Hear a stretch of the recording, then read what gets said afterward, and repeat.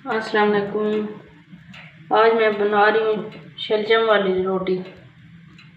ये पहले शलजम की भुजिया मैंने बना के रखी है। अब इसका पराठा बनाऊंगी शलजम डाल के। तो अभी मैं दिखाती हूँ। बिस्मिल्लाह। ये मैंने पेड़े लिए हैं, ये छोटे छोटे पेड़े लिए हैं दो। इस तरह पहले करने हैं इसे।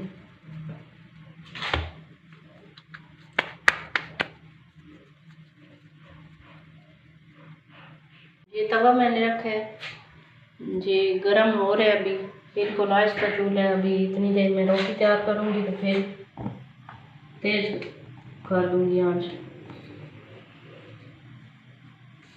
आके इनको थोड़ा खुला करके फिर इसके ऊपर लगाने हैं घी। चाहे डालडा घी लगाएं या देसी, जो भी लगाते हैं आप। मक्खन भी लगा सकते हैं इसकी जगह।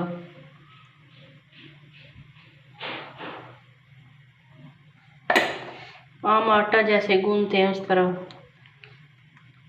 रोटी के लिए वही आटा है।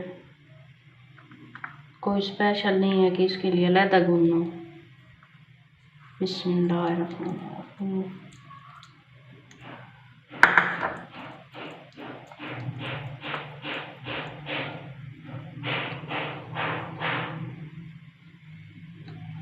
इस तरह इसके ऊपर रख के ऐसे किनारे बंद कर देते हैं दबा के।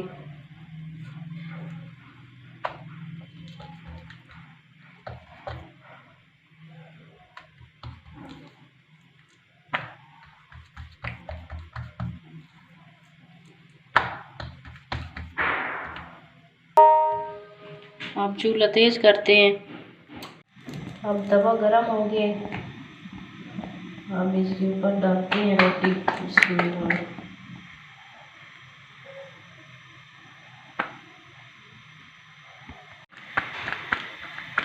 ये है रोटी, तो गरम तवे पे डाल दी है।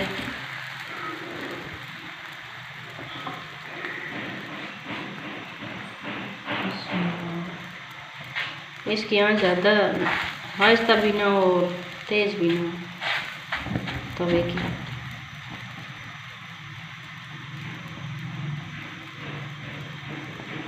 पाँच सेकंड बाद इसे कैसे साइड चेंज कर देंगे। मूली का पराठा भी बहुत मज़े का बनता है। मूली को कद्दूकस करके उसका पानी निकाल के फिर उसे हरा धनिया, हरी प्याज, हरी मिर्च, नमक वगैरह डाल के, वो भी मैं आपको दिखाऊंगी कभी।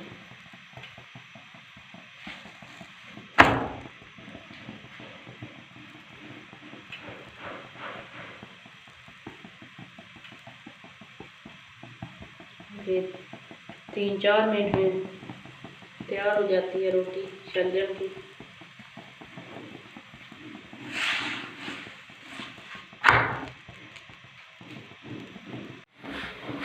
रोटी जब आधी आधी पक जाए तो फिर इसके ऊपर घी लगाना होता है।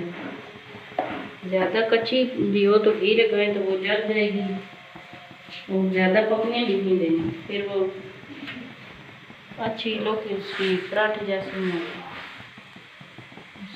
तो अब चूल्हा थोड़ा ऐसा करते हैं और अब लगाते हैं इसके ऊपर घी।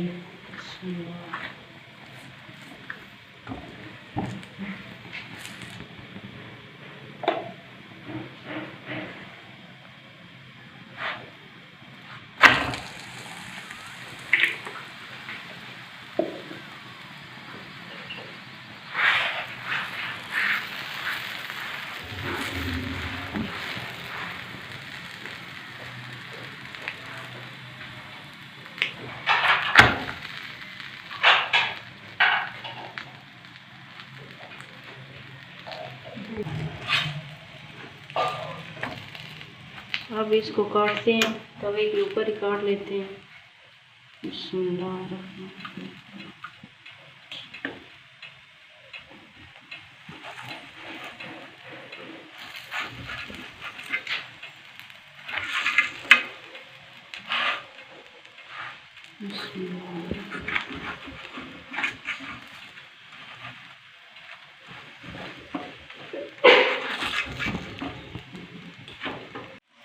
अब तवे से उतार लेते हैं।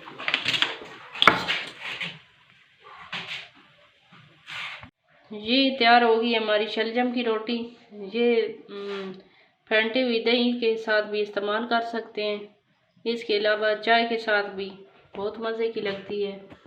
ज़रूर ट्राई कीजिएगा, इंशाल्लाह आपको बहुत पसंद आएगी।